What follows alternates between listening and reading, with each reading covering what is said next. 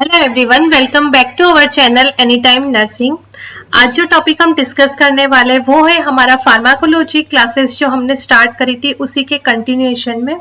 आज हम डिगॉक्सिन जो मेडिकेशन है उसके बारे में यहाँ पर डिटेल में स्टडी करेंगे।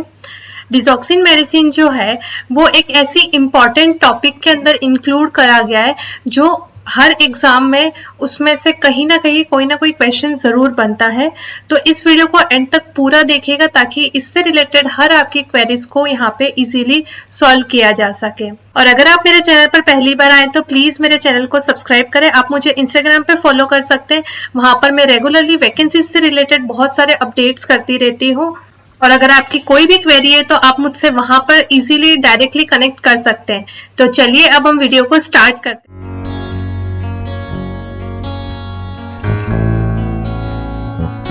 देखते हैं कि जो डिगॉक्सिन जो हम बात कर रहे हैं वो है क्या। Digoxin is a cardiac glycoside, ठीक है। जो कार्डियक ग्लाइकोसाइड ग्रुप है मेडिसिन का, उस ग्रुप के अंदर इसको इंक्लूड करा गया है, या फिर हम बोल सकते हैं कार्डियक ग्लाइकोसाइड ही है ये एक तरह से, ठीक है। अब कार्डियक ग्लाइकोसाइड्स क्या होते हैं? ये वो ग्रुप होते हैं या वो कंपाउंड्स होते हैं जो क्या करते हैं, हार्ट का फोर्सफुल कॉन्ट्रैक्शन करवा, या फिर हम ऐसे बोल सकते हैं कि कार्डियक ग्लाइकोसाइड्स जो होते हैं वो क्या करते हैं, हार्ट के आउटपुट फोर्स को इंक्रीज करते हैं, ठीक है। या फिर हम बोल सकते हैं ये क्या करते हैं, इंक्रीज द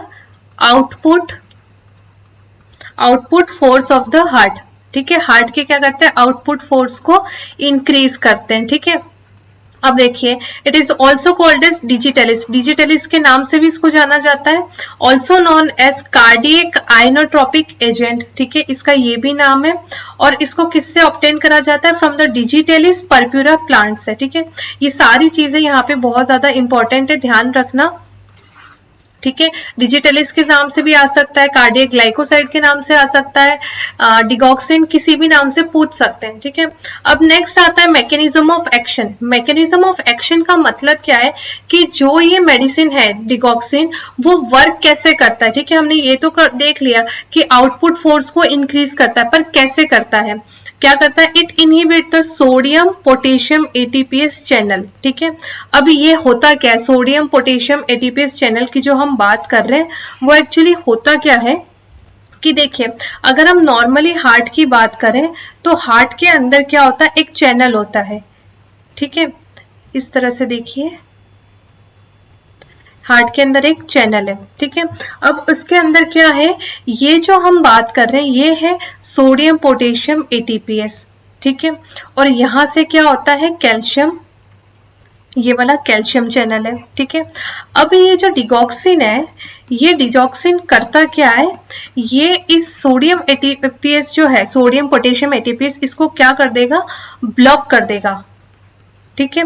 अभी जैसे ही ब्लॉक हो जाएगा, मतलब ये एटीपीएस जो है ये ब्लॉक हो गया, तो क्या होगा कि अंदर जो सोडियम और पोटेशियम जो अंदर सेल के अंदर जाना चाहिए वो नहीं होगा। सोडियम और पोटेशियम क्या होगा, वहां पे सेल के अंदर नहीं होगा, ठीक है। और उसके रिवर्स में क्या हो जाएगा, जो कैल्शियम है उसकी एंट्री हो जाएगी, ठीक है। समझना हमें ये कि ये जो सोडियम पोटेशियम एटीपीएस चैनल है इसके अंदर दो पॉइंट्स बोल सकते हैं हम, है ना, जहां पे एक से तो सोडियम और पोटेशियम की एंट्री होती है और दूसरे पॉइंट से या दूसरे चैनल से क्या होता है, कैल्शियम की एंट्री होती है।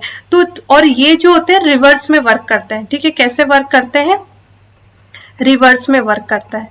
अब उस वजह से क्या होगा कि सोडियम पोटेशियम तो ब्लॉक हो गया और कैल्शियम क्या हो जाएगा, अंदर इंक्रीज हो जाएगा सेल के अंदर। अब हमें पता है कि कैल्शियम जो होता है एक्चुअली क्या करता है, ये फोर्सफुल कॉन्ट्रैक्शन जो होता है मसल्स का, फोर्सफुल क्या करता है, कॉन्ट्रैक्शन जो है मसल का, उसको क्या कर देता है, इंक्रीज कर देता है। तो यही इसका मैकेनिज्म होगा। मैकेनिज्म को हम लिख के, अगर हम थोड़ा सा लिखना चाहे कि कैसे देखेंगे, तो ये क्या करता है, ब्लॉक करता है सोडियम पोटेशियम एटीपीएस को, क्या कर दिया, ब्लॉक कर दिया।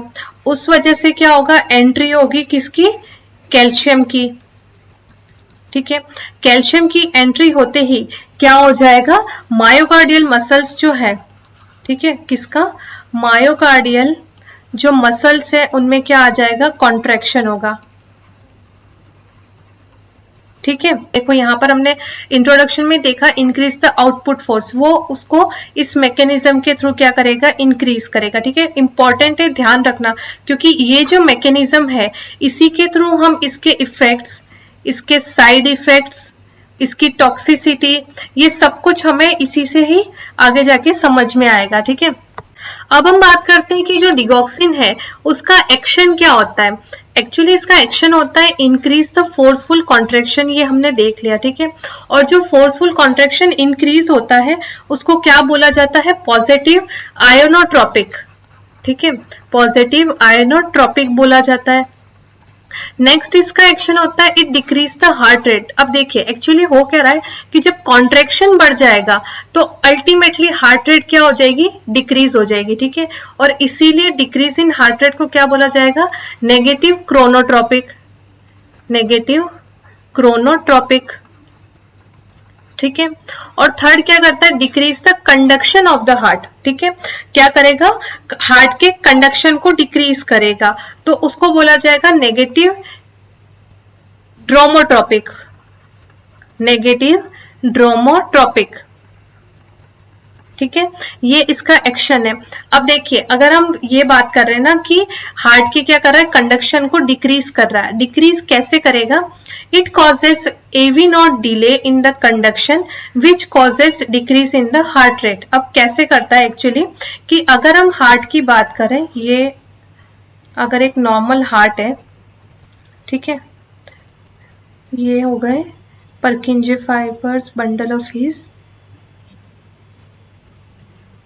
ये अगर हम एक रफ आइडिया लें हार्ट का, ठीक है, तो क्या होगा, यहाँ पे होंगे एसए नोड, ठीक है, यहाँ पे होंगे एंड में क्या होंगे, एवी नोड, फिर आएगा बंडल ऑफ हीज, फिर आएगा परकिंजे फाइबर। ठीक है, हमने कंडक्शन में पढ़ा था कि जो इंपल्स है वो जनरेट होती है एसए नोड से, और एसए नोड से वो ट्रांसफर होके आती है एवी नोड पे, और एवी नोड पे इंपल्स आने के बाद यहाँ पर एवी नोड में क्या होता है, एक होल्ड होता है।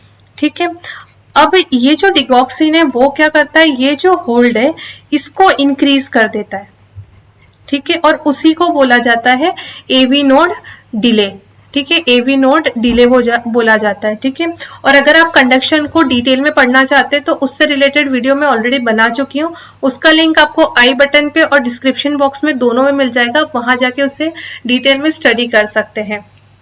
और देखिए फिर नेक्स्ट है इट कॉजेज वेगोमिमेटिक एक्शन। ठीक है, वेगोमिमेटिक एक्शन का मतलब क्या होता है कि ये वेगस नर्व को स्टिमुलेट करता है। कौन करता है, डिगॉक्सिन।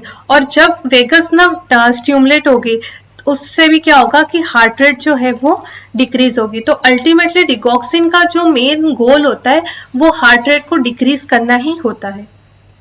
नेक्स्ट बात करते हैं हम कि कौन कौन से इंडिकेशन है या कौन सी कंडीशन है जिसके अंदर डिगॉक्सिन को प्रिस्क्राइब किया जाता है।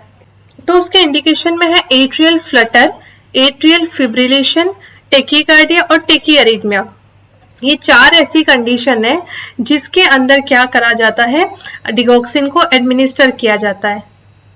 अब देखिए अगर एट्रियल फ्लटर की बात करें तो एट्रियल फ्लटर एक ऐसी कंडीशन होती है जिसके अंदर क्या होता है कि जो अपर सेगमेंट्स होते हैं हार्ट के, अपर सेगमेंट्स, या हम बोल सकते हैं उनको एट्रिया।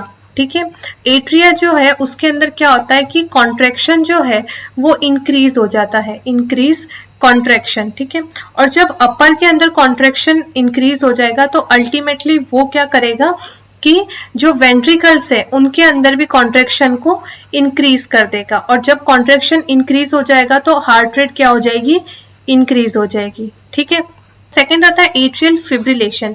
एट्रियल फिब्रिलेशन जो होती है इस कंडीशन में क्या होता है, इसके अंदर भी जो है एट्रिया जो है बहुत जल्दी, या हम बोल सकते हैं क्विकली क्या करता है, कॉन्ट्रैक्ट करता है। ठीक है, एट्रियल क्या करेगा, एट्रिया बहुत जल्दी कॉन्ट्रैक्ट करेगा, और क्या होगा, उसकी वजह से जो वेंट्रिकल्स है उनके कॉन्ट्रैक्शन और एट्रियल के जो कॉन्ट्रैक्शन है उसके बीच में क्या हो जाएगी, एसिमेट्री हो जाएगी। मतलब कि जैसे कि क्या होता है कि नॉर्मल जो हार्ट का कॉन्ट्रैक्शन होता है, पहले एट्रियम कॉन्ट्रैक्ट होते हैं, फिर वेंट्रिकल कॉन्ट्रैक्ट होते हैं, ठीक है। बट फिब्रिलेशन की कंडीशन में ऐसा कुछ स्पेसिफिक होता ही नहीं है। कभी कभी एट्रियम पहले कॉन्ट्रैक्ट कर लेते, कभी वेंट्रिकल कर लेते, तो वो क्या होता है, एक तरह से एसिमेट्री, और उस कंडीशन को बोला जाता है एट्रियल फिब्रिलेशन। नेक्स्ट हम इसमें देखते हैं, it should not be given in a patient of heart rate less than 60 beat per minute, ठीक है। ऐसा क्यों करते हैं, क्योंकि ऑब्वियसली डिगॉक्सिन क्या करता है, हार्ट रेट को डिक्रीज करता है, ठीक है। तो अगर हम less than 60 beats per minute की पेशेंट के अंदर, या फिर हम बोल सकते हैं ब्रेडिकार्डिया के पेशेंट के अंदर अगर हम इसको देंगे, तो वो अल्टीमेटली पेशेंट के अंदर क्या करेगा, और ज्यादा हार्ट रेट को डिक्रीज कर देगा, ठीक है। नेक्स्ट बात करते हैं, should not be given in patient of old age. क्यों, क्योंकि ओल्ड एज में ऑलरेडी ब्रेडिकार्डिया होता है, ठीक है। नेक्स्ट है कार्डाइटिस। अब कार्डाइटिस के अंदर क्यों नहीं दिया जाता है, एक्चुअली क्या होता है, कार्डाइटिस के अंदर अगर हम बात करें, एक एंजाइम होता है, वो होता है TNF अल्फा, ठीक है। TNF अल्फा एक तरह का एंजाइम है, उस लेवल को क्या कर देता है, इंक्रीज कर देता है, ठीक है। और अल्टीमेटली जब ये TNF अल्फा इंक्रीज हो जाएगा, तो वो कार्डाइटिस की कंडीशन को और ज्यादा वर्स कर देगा। इसीलिए कार्डाइटिस के अंदर, चाहे मायोकार्डाइटिस मेनली हम बात करते हैं, उसके अंदर डिगॉक्सिन को नहीं दिया जाता है। नेक्स्ट है ब्रेडिकार्डिया, वही हमने देखा कि हार्ट रेट को कम करता है, इसलिए ब्रेडिकार्डिया में भी नहीं देंगे। और लास्ट है हाइपरकैल्सीमिया। हाइपरकैल्सीमिया के अंदर क्यों नहीं देंगे, क्योंकि यहाँ पर जब हमने मैकेनिज्म पढ़ा था, तो उसके अंदर क्या कर रहा था वो, कि ए जो एंट्री करवाता है किसकी, कैल्शियम की करवाता है। तो ऑलरेडी क्या होता है कि कैल्शियम सेल के अंदर ज्यादा एंट्री ये वैसे भी करवा देता है, ठीक है। और ऑलरेडी पेशेंट को हाइपर कैल्सीमिया है, तो क्या हो जाएगा कि कंडीशन और ज्यादा कैल्शियम के लेवल के इंक्रीज होने से बॉडी में और ज्यादा कंडीशन वर्स हो जाएगी, ठीक है। नेक्स्ट बात करते हैं, in children with the heart rate less than 100 beat per minute digoxin is contraindicated. इसको ध्यान रखना, एग्जाम में बहुत बार मैक्सिमम टाइम ये पूछा हुआ है। 2018 का जो दिल्ली एम्स का पेपर हुआ था, उसमें भी क्वेश्चन पूछा हुआ है, ठीक है, कि चिल्ड्रन के अंदर तो 100 बीट पर मिनट से कम में नहीं देते, और अडल्ट में 60 बीट पर मिनट से कम में डिगॉक्सिन को नहीं दिया जाता है। नेक्स्ट बात करते हैं हम route. Can be taken orally और IV, ठीक है। ओरली भी दे सकते हैं और IV भी दे सकते हैं। अब देखिए, ओरली जो होता है वो क्या कराता है, उसमें साइड इफेक्ट्स जो होते हैं वो क्या होते हैं, थोड़े ज्यादा होते हैं। साइड इफेक्ट्स क्या होते हैं, थोड़े ज्यादा होते हैं, जैसे कि जो हम बोल सकते हैं गैस्ट्रिक सिम्टम्स जो है थोड़े ज्यादा होते हैं। बट IV जो होता है बहुत मतलब अगर कंडीशन बहुत ज्यादा सीवियर है पेशेंट की, है ना, ओरली से इफेक्ट नहीं हो रहा है, तभी जाके उसको IV दिया जाता है, ठीक है। और IV देने का तरीका भी ऐसा है कि सबसे पहले दिया जाता है बोलस, ठीक है, और फिर उसके बाद में उसको इन्फ्यूशन, और फिर इन्फ्यूशन के साथ में ही उसे ओरली देते हैं, और फिर उसके बाद में जो IV हमने इन्फ्यूशन कंटिन्यू करा था उसको स्टॉप किया जाता है। मतलब कि डायरेक्टली हम इन्फ्यूशन को स्टॉप नहीं करते हैं, हम पेशेंट को ओरली देते हैं, और उसके बाद में मतलब ओरली भी चलेगा, इन्फ्यूशन भी साथ साथ में चलाते, और फिर जब कंडीशन थोड़ी स्टेबल होने लगती तब जाके हम इन्फ्यूशन को स्टॉप करते, बट ओरली तब भी कंटिन्यू करी जाती। नेक्स्ट है, the use during pregnancy is not clear, ठीक है। अभी तक ये नहीं पता है कि प्रेगनेंसी के अंदर इसका क्या इफेक्ट है या क्या साइड इफेक्ट है, या तो ये टेराटोजेनिक ड्रग है या नहीं है, ये अभी तक स्टडीज के अंदर क्लियर नहीं हुआ है। नेक्स्ट बात करते हैं नॉर्मल डिगॉक्सिन लेवल की। बॉडी के अंदर नॉर्मल डिगॉक्सिन लेवल कितना होता है, तो वो होता है 0.5 से 2 नैनोग्राम पर ml, ठीक है। ये नॉर्मल लेवल होता है, और अगर इसका लेवल जो है वो कितना हो जाता है, मोर देन 2.5 नैनोग्राम पर ml, तो उसको बोला जाता है डिगॉक्सिन टॉक्सिसिटी। अब देखिए, हम बात कर रहे थे कि जब लेवल मोर देन 2.5 हो जाएगा तो उसको बोला जाता है डिगॉक्सिन टॉक्सिसिटी। बट पता कैसे चलेगा कि पेशेंट को डिगॉक्सिन की टॉक्सिसिटी हुई है। अब पेशेंट के अंदर क्या क्या सिम्टम्स होंगे, एनोरेक्सिया, ठीक है, मोस्ट कॉमनली जो होता है पेशेंट के अंदर यही होता है, ठीक है, क्या होता है एनोरेक्सिया। ये एग्जाम में बहुत बार पूछा हुआ है, रिपीटेडली पूछा हुआ है, ठीक है ना। कुछ क्वेश्चन बिल्कुल डायरेक्ट होते हैं, उनमें से एक है कि डिगॉक्सिन टॉक्सिसिटी का मोस्ट कॉमन फीचर क्या है, तो वो क्या है, एनोरेक्सिया। नेक्स्ट है और क्या क्या होगा पेशेंट में, नोजिया एंड वॉमिटिंग हो सकता है। फिर आता है ज़ेंथोप्सिया। ज़ेंथोप्सिया क्या होता है कि जो पेशेंट का विजन है वो कैसा हो जाता है, येलो, ठीक है, पेशेंट को सब कुछ येलो येलो दिखता है। नेक्स्ट बात करते हैं अरिथमिया की कंडीशन हो सकती है पेशेंट के अंदर, ब्रेडिकार्डिया हो सकता है, ठीक है, और हाइपोकैलिमिया के जो फीचर्स है वो भी अराइज हो सकते हैं। हाइपोकैलिमिया से रिलेटेड ऑलरेडी मैं एक डिटेल में वीडियो बना चुकी हूँ, आप वहां जाके उसको इजीली चेक कर सकते हैं कि हाइपोकैलिमिया के अंदर क्या क्या फीचर्स होंगे। नेक्स्ट बात करते हैं हम एंटीडोट की। जब हम ये बोल रहे हैं कि टॉक्सिसिटी हो रही है तो ऑब्वियसली उसका एंटीडोट भी होगा, तो उसके एंटीडोट का क्या नाम है, डिजीबाइंड, ठीक है। डिजीबाइंड क्या है, एंटीडोट है किसका है, डिगॉक्सिन का। और ये जो हम बोल सकते हैं ना ब्रांड नेम या किस नेम से मार्केट में सबसे ज्यादा होता है, तो वो आता है डिगॉक्सिन FAB, ठीक है।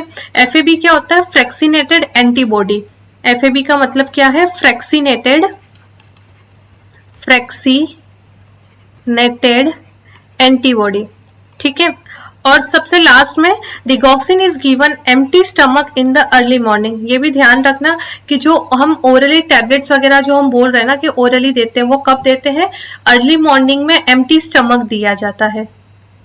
तो ये था हमारा आज का वीडियो, उम्मीद है आपको पसंद आया होगा। अगर पसंद आया है तो प्लीज इसको लाइक करें, अपने फ्रेंड्स के साथ में शेयर करें और मुझे कमेंट सेक्शन में कमेंट करके जरूर बताएं कि आप किस टाइप के वीडियोस को मेरे चैनल पे सबसे ज्यादा पसंद करते हैं। तो चलिए अब हम मिलते हैं नेक्स्ट वीडियो में।